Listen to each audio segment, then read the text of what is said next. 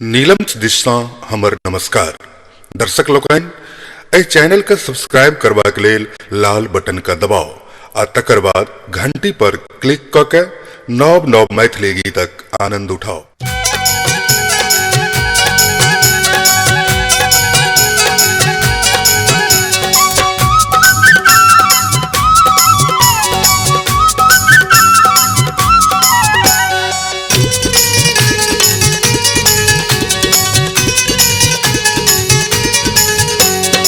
घरे वाली भेले पहलवान कोना दिन कटते रे भाई। घरे वाली भेले पहलवान कोना दिन कटते रे भाई। ओकरा लग हम झुझुआन कोना दिन कटते रे भाई। ओकरा लग हम झुझुआन कोना दिन कटते रे भाई। घरे वाली भेले पहलवान कोना दिन कटते रे भाई। घर वाली भेले पहलवान कोना दिन कटते रे भाई।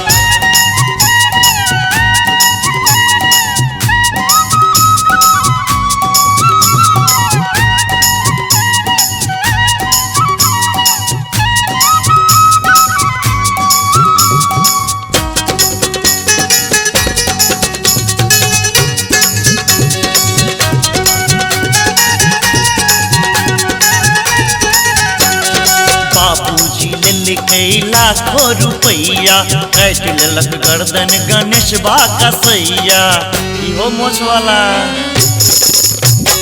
बाबूजी ले लाखों रुपैया काट लेलक गर्दन रविंद्रा कसैया। हथनी के भेलो फिल्मान कोना दिन कटते रे भाई। हथनी के भेलो फिल्मान कोना दिन कटते रे भाई। घरे वाली भेले पहलवान कोना दिन कटते रे भाई। घरे वाली भेले पहलवान कोना दिन कटते रे भाई।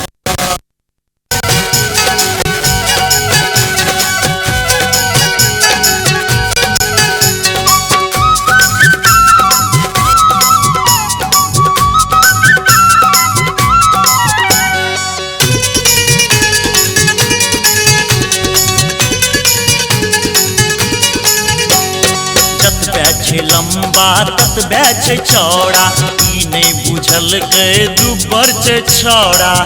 अरे बाप रे बाप। तत बैच लंबा तत बैच चौड़ा ई नहीं बुझल के दुबर से छौड़ा।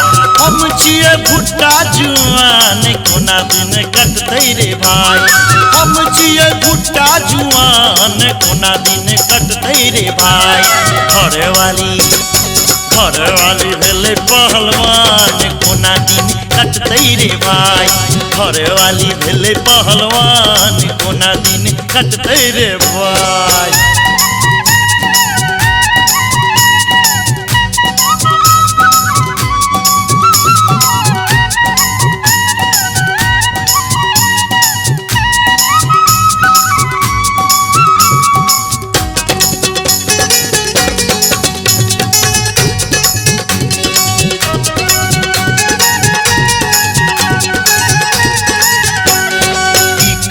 डरे हम घरों ने जाई छी चुपचाप जाकर दुआरिये पर खाई छी।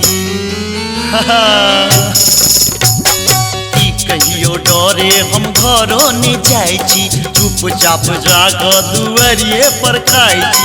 सुतै छी जाकर खरिहान कोना दिन कटते रे भाई। सुतै छी जाकर खरिहान कोना दिन कटते रे भाई। घरे वाली भेले पहलवान कोना दिन कटते रे भाई। घरे वाली भेले पहलवान कोना दिन कटते रे भाई।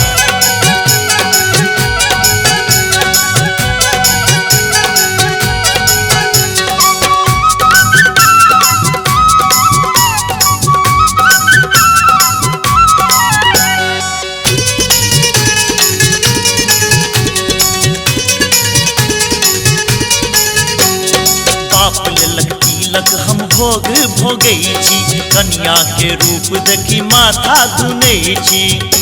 हाय हो भगवान बाप लेलक तिलक हम भोग भोगे छी, कन्या के रूप देखी माथा धुने छी। टाका पर दी है ने ध्यान, कोना दिन कटतै रे भाई। टाका पर दी है ने ध्यान, कोना दिन कटतै रे भाई। घरवाली भेले पहलवान, कोना दिन कटतै रे भाई। घरवाली भेले पहलवान, कोना दिन कटतै रे भाई। घरवाली भेले पहलवान, कोना दिन कटतै रे भाई। घरवाली भेले पहलवान, कोना दिन कटतै रे भाई।